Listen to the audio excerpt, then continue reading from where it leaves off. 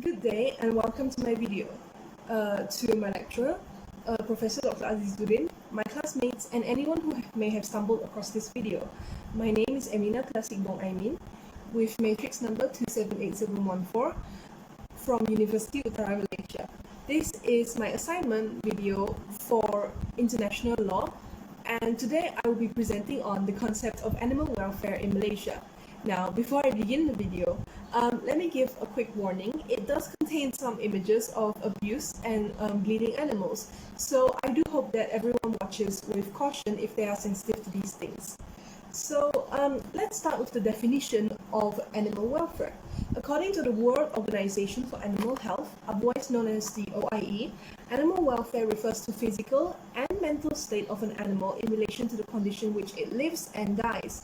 Therefore, the term is usually related to issues such as transportation of animals, the use of animals in research and education, slaughtering animals for human consumption, and also stray animal control. Now, how are animal welfare issues viewed in Malaysia? Well, the best place to start would be the 2015 Animal Welfare Act.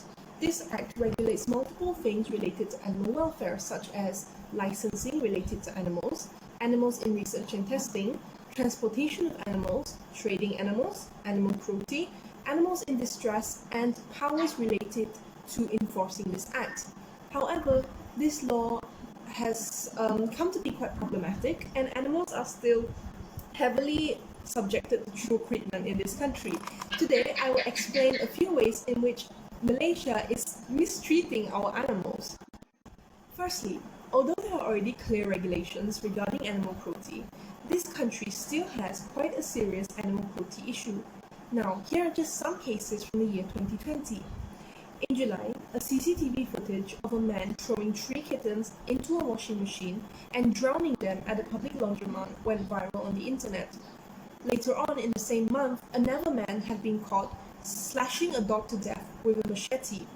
Later on in September, a man uploaded a video of himself spray painting a monkey with red aerosol paint. Allegedly, he had done so to give the monkey a warning because the monkey was destroying his crops. Similarly, earlier on in the year, in August, a dog had been found painted orange and black to look like a tiger.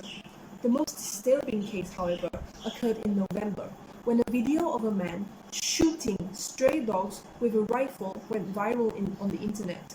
The video not only showed him shooting, but also had sounds of the dog yelping in the distance, while a woman said that he had only got the leg.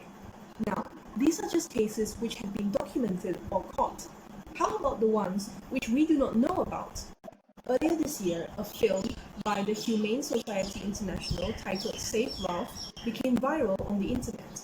It succeeded in raising many people's awareness towards the issue of animal testing. After the film had been released, the Humane Society International did a survey in Malaysia, and they found that 93% of Malaysians were actually against animal testing. But how much do Malaysians actually know about animal testing? The most common animals to be used in animal testing are usually rodents like mice or rats, rabbits, primates such as monkeys, as well as farm animals like sheep. They are kept in laboratories and deprived from food and water. In most cases, they will also be clipped at the ears and the tail in order for identification. The actual process of testing includes false exposure to chemicals, diseases and drugs through inhalations, injections, or feeding. Once they have been exposed to such chemicals, they will be kept for a certain period of time to make observations. And once they are done, they are immediately killed, usually through neck breaking, decapitation, or in their best case, being fed a high dose of drugs. Now, if you can't already tell, animal testing is very unethical. But surely the Animal Welfare Act of 2015 prohibits it, right? Well, there's a major loophole in the act. Yes, it does regulate how the animals can be used, but the main point of the article states that if an animal is to be used, they are only to be used and exposed to a minimum level of pain, which means that brands such as Maybelline, L'Oreal, or Mary Kay can still inflict this unnecessary pain to animals, even when there are alternative methods for testing. All in all, as consumers, we too have a responsibility to choose products wisely and to avoid brands which use animal testing in order to promote a better and more conscious consumer culture. Another not-so-fun fact which you may not have known is that a lot of the reptiles used for making exotic skins were sourced from Southeast Asian countries such as Malaysia. In today's video, I will be focusing on exotic leathers made from snake skin. High-end fashion brands such as Coach, Gucci, Jimmy Choo, and Fendi like to use snake skins in order to make their leather belts, bags, shoes, and other products. Some of the companies have their own python farms, but most of them get their wild pythons from the jungles of Southeast Asia. There are two main ways to snake a skin. The first one is when the snake's head is cut off, usually by pinning the snake to a tree and then chopping it off. And then, when the snake's head is cut off, their skin will be slowly peeled off. During this time, the snake is usually still conscious and it can still feel the pain. The second method would be that the snake is beaten and then it is pumped full of water. Then, the snake is hung vertically for around 10 minutes before it is split from one end to another. Regardless of which way the skin is taken from a snake, they are still unethically and violently killed for the sake of fashion. I may not have enough time to go into each and every animal. However, I do urge everyone watching this to do their own research on how lizards, crocodiles, and even cows are used to make leathers. So you may be wondering, what does any of what I have discussed have to do with international laws? Well, the truth is, not a lot. But that's only because there aren't really any international laws which regulate animal welfare. At least not yet.